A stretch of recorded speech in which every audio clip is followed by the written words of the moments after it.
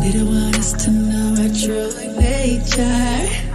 They have the fact we're a perfect creation. Have us believe that we need sedation. Food, we don't need it, it lowers vibration. We're energy beings, yeah, we don't need a thing. We're already complete, just live and breathe. Want you to be a slave to your mind, want you to eat and get to see. We've been blind for so long, time to wake up, yeah. And we are breatharian. You're breathing right now. We are breatharian. The spirit breath is all around. Don't be afraid, it's in our DNA.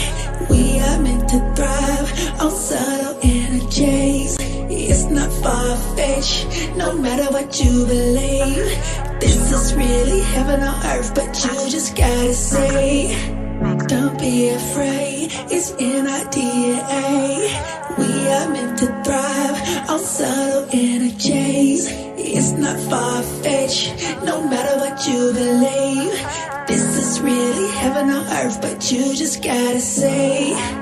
Meditation is the foundation. Qigong, breath work, choosing cultivation. Showing our true potential, now life is so amazing. Grounding myself, feet on the earth, sun gazing. Being consistent, now my energy is raising. Aiming photosynthesis, come on and embrace it. Holistic life, let's make the transformation. No matter how I fail, discipline myself, I'm on my way. Inspiration helps, I just watch my old self melt away.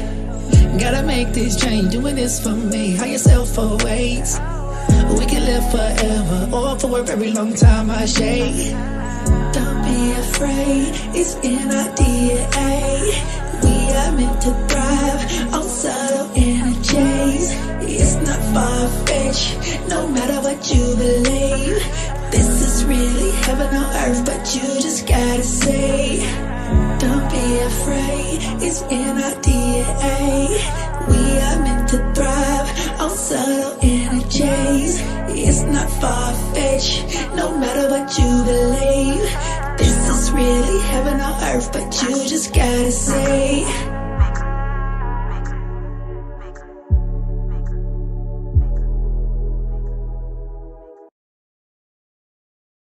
Om Shanti. They don't want us to know our true nature. They hide the fact that we are perfect creation. Have us believe that we need sedation, food. We don't need it, it lowers vibrations. We are energy beings. Yeah, we don't need a thing. We are already complete. Just live and breathe. Want you to be a slave to your mind. Want you to eat and get diseased. We've been blind for so long. Time to wake up, yeah. We are breatharians. You're breathing right now. We are breatharians. The spirit breath is all around. Don't be afraid. It's in our DNA. We are meant to thrive on subtle energies. It's not far-fetched. No matter what you believe, this is really heaven on earth. But you just gotta see. Don't be afraid. It's in our DNA. We are meant to thrive on subtle energies. It's not far-fetched. No matter what you believe, this is really heaven on earth. But you just gotta see. Meditation is the foundation. Qigong, breathwork, choose your cultivation. Showing our true potential. Now life is so amazing. Grounding myself, feet to the earth, sun gazing. Being consistent now, my energy is rising. Human photosynthesis, come on and embrace it. Holistic life, let's make the transformation. No matter how I felt, discipline myself, I am on my way. Inspiration helps. I just watch my old self melt away. Gotta make this change. Doing this for me, higher self awaits. We can live forever or for a very long time, Ash. Don't be afraid, it's in our DNA. We are meant to thrive on subtle energies. It's not far-fetched. No matter what you believe, this is really heaven on earth, and you just gotta see. Don't be afraid. It's in our DNA. We are meant to thrive on subtle energy. We are breatharians. You just heard the song. We are subtle beings. We are energy beings. We are not physical bodies. We are born perfect. Perfection is our nature, our original nature. And whatever we have done till now has only made us less perfect. The journey of perfection starts with increasing vibrations. The whole world is the ocean of vibration, as we know. The journey of spiritual life is a journey from denser vibration to lighter vibration. The journey of spiritual life is to experience the subtleness, the divinity, the invisible soul. And if you want to make this journey happy, if you want to make this journey beautiful, easier, you must remove the stumbling block, the major stumbling block. And unless and until that thing is done, that lightness doesn't come. You remain grounded, and everything which is material brings our energy down. When the man came on this earth for the first time, his requirements were really less. It is the want that created problem. The lesser things you need in life, the stronger, the powerful you become. When the man came on this earth, he was perfect breatharian. He didn't require anything except air, except sunlight. The body was perfect, the elements were perfect, absolutely. In Satopradhan, all intake was just for enjoyment, not for necessity. The atmosphere was so beautiful, the air was fresh, clean, and air is the reservoir, is the cosmic reservoir of all the nutrients. You breathe, that's it. Nothing more, nothing less is needed. It's the cosmic air is the cosmic reservoir of all the nutrients. But as the time passed by, the first thing he came in contact was rainwater, and he started drinking that rainwater, and it provided all his requirement. As the time moved further ahead, he came in contact with fruits, and he started eating fruits and enjoying. And that's it. He didn't need anything more, anything less. All the test, everything was there. But as the copper age started, the beast of body consciousness entered, and he started hunting, and his diet became non-vegetarian. And gradually, then he started land cultivation. There were rivers, and the agriculture came into picture, and he grew grains and cereals. And the journey of disease started. There's no question of disease when whatever you put into the system is clean and pure. The moment you start putting into it denser thing, the things with lower vibrations, disease start. But still not to that extent towards the end of starting of copper age. But as the time went ahead, everything got polluted and contaminated. The land, the animal food, and everything. The radiations and the vibrations reduced. He became totally grounded to earth and became body conscious. If you want to reverse this process, you have to go back to our original nature. If you want to reverse this process, we must make attempts to break the greatest bondage that ties us, that makes us body conscious. And that greatest bondage is what we eat. Our body is made up of gases. Our body is made up of organs. Organs are made up of molecules. Molecules are made up of atoms. Atoms are made up of electrons, photons. It's the cell division that creates the body. Our sexual reproduction. And cell is animated by light, by prana, by energy. So we are energy beings. But then we are addicted. And food addiction is the greatest of all the addictions in the world. A person is drinking alcohol from last 40 years, and if you tell him, stop it, it's a shock to the body. A person may die. A person is smoking from last 30 years, you tell him, stop it, because it has become the physiological need. In the similar manner, whatever we are putting has become the physiological need. Rather, it's not the need, but the stimulation. It has taken so many years and ages to deteriorate to this level, where outside things have become physiological necessity. And there are hundreds and hundreds and thousands of books in the world just concerning what to eat and what not to eat. Somebody favors one diet, somebody favors another diet. And man is one such creature that he has eaten almost anything and everything which is available on this planet Earth. Every creature, every animal he has eaten, starting from cockroaches to snakes.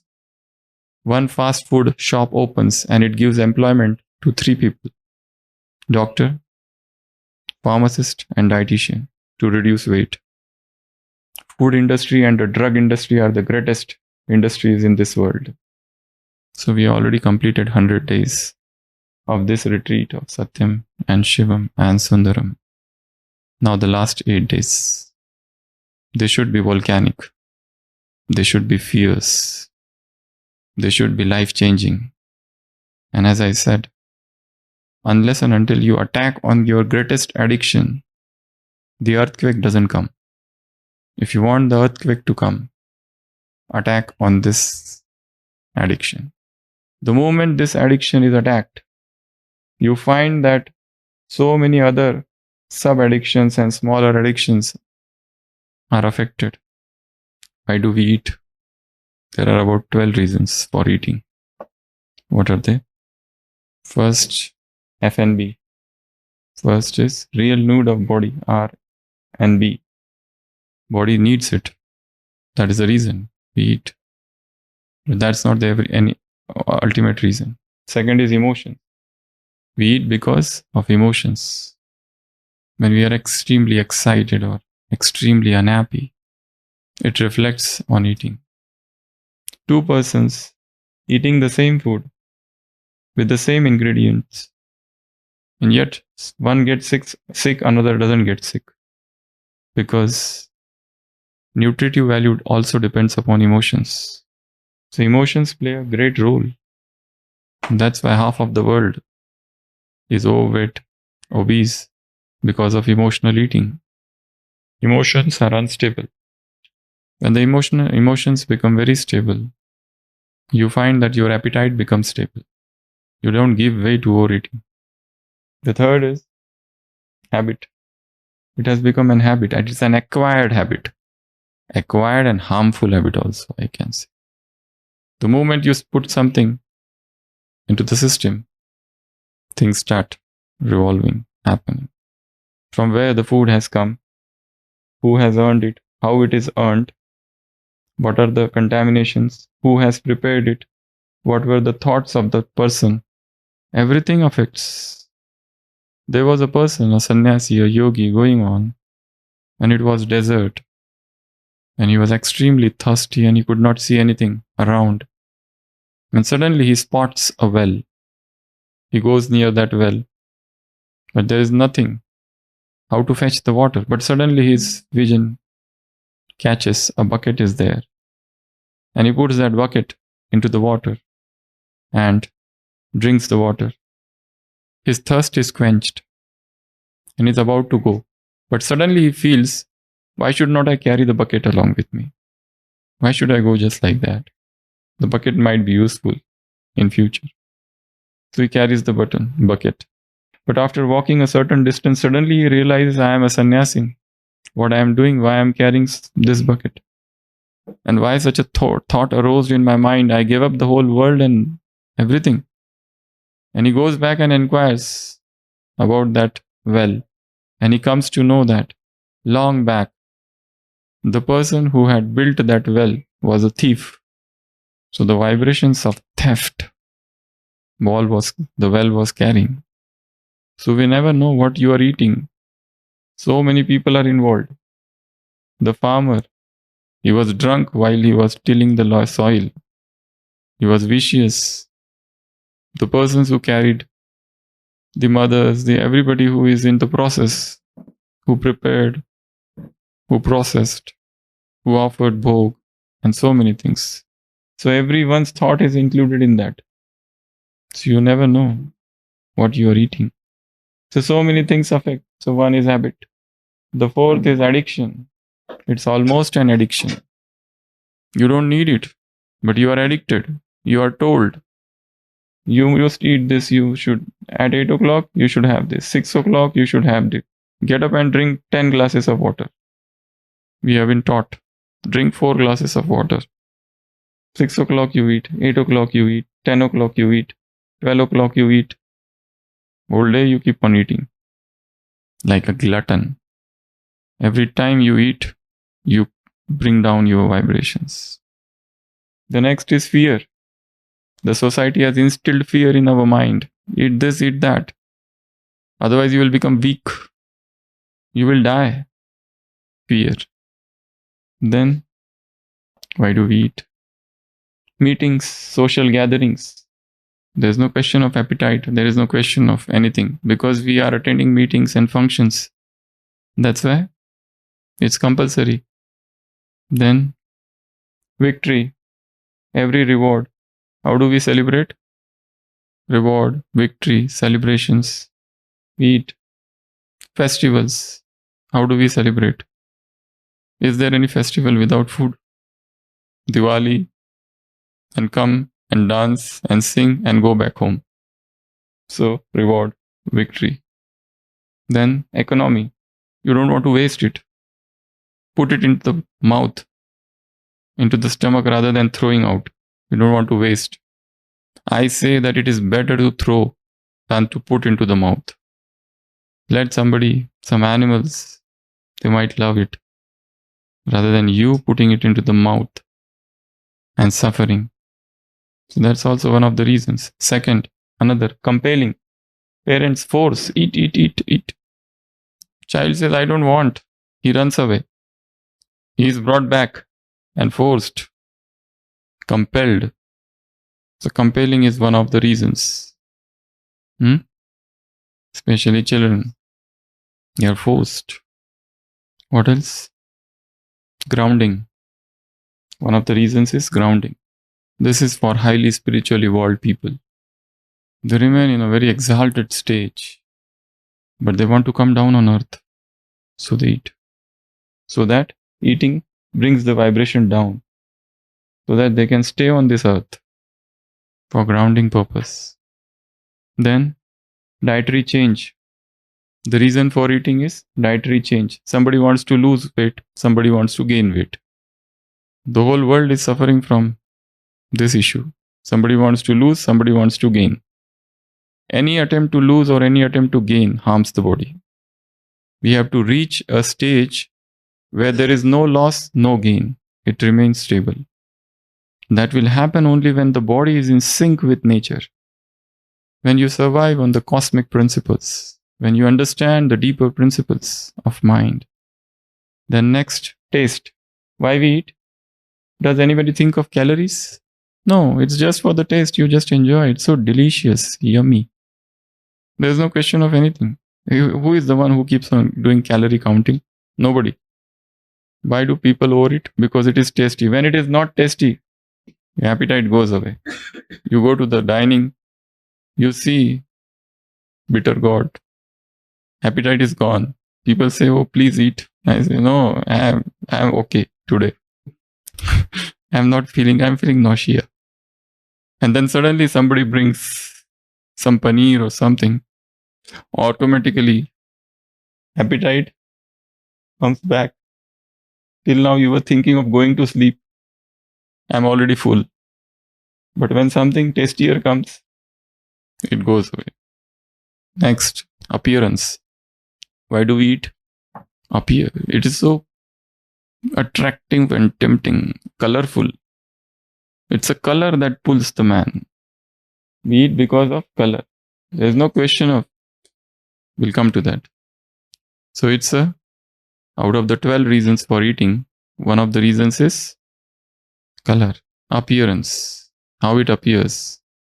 If it is nicely decorated, appetite increases. But if it is not nicely decorated, you may not feel like to eat it. We are told that this is a chocolate drink. We find it is white in color. What sort of chocolate drink is this? People will say, no, it's not a chocolate. It should have chocolate color. Then only we will believe that this is chocolate. So it's a color that is influencing. Or somebody offers you that khichdi and it is white in color. You say, what sort of? It is not yellow. So colors are attached. So mind recognizes colors. Next, smell, fragrance, aroma. I remember we had gone to Malaysia in Penang, and 1 month in that city, Penang Food Festival happens. So we were going, the BK sisters who were saying, they told me, don't look at that food market. It's a huge food market. Everything is available there. Penang food market, food festival for 1 month or more, I think. I don't know. So BKs are not allowed. If you go, the food smell will attract you. So it's the smell, the taste, the appearance. So these are the different reasons. And out of all these reasons, only one is the real reason, and that is real need of body. RNB. Now, if you want to make any change in your stage, you must attack this thing, this addiction. And that's why for next 8 days, we will go for SFV, solid food vacation. This is one of the methods to change the dietary pattern. And it will include 4 things. First, clear liquids, coconut water, melon, berries. Second, fruit juices and vegetable juices. You can have any one of them. And quantity is not the problem. Have it unlimited. Because suddenly changing from solid food to liquid food is not an easy job. It takes time. You can change a man's religion but not his food, they say. It's very easy to change man's religion but not his food. The third thing which we included would be smoothies. You can include as many smoothies as possible into this. And the fourth thing is soups. So you can divide your lifestyle, your day, in meals of 4-5 times. You can start with juices, you can start with liquid, you can start with coconut water. Then, if you feel hungry, at any point of time you feel like to take solid, you can take. Because that is also the part of the journey. It's a journey. And this diet is nearest to our ultimate goal. Because when you are on liquidarian diet, automatically your excessive energy which is spent in ingestion, digestion, detoxification and elimination is saved. And the energy is used for higher power. The body is as rest. The digestive system is at rest. The entire alimentary canal from mouth till anus.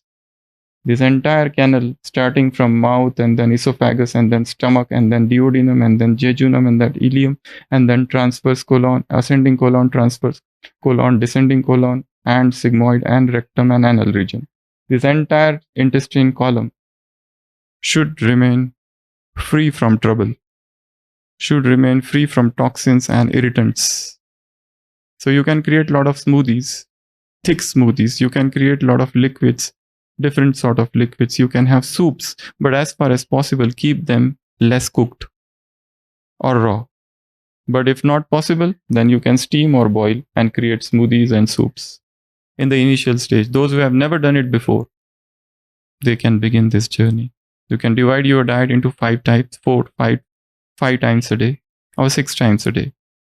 Whenever, there's no question of fasting here. Whenever you feel hungry, have something.